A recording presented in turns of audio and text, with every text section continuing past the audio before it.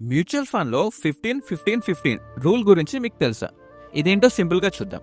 15,000 per month, 15 years, 15% average returns. ఈ కాంబినేషన్తో మనం 1 crore బిల్డ్ చేయడం పాసిబుల్.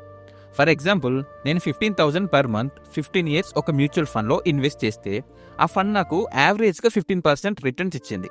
సో నేను ఇన్వెస్ట్ చేసిన టోటల్ అమౌంట్ ఈస్ 27 lakhs, కానీ నాకు వచ్చిన returns 73 lakhs. So total value almost 1 crore. ఇక్కడ మీరు అబ్జర్వ్ చేయాల్సింది, అన్ని మ్యూచువల్ ఫండ్స్ సేమ్ రిటర్న్స్ ఇవ్వవు.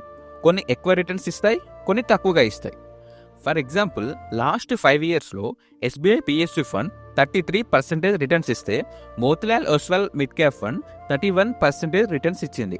ఇది పాస్ట్ పర్ఫార్మెన్స్. ఫ్యూచర్లో సేమ్ ఉంటుంది అని గ్యారంటీ ఉండదు.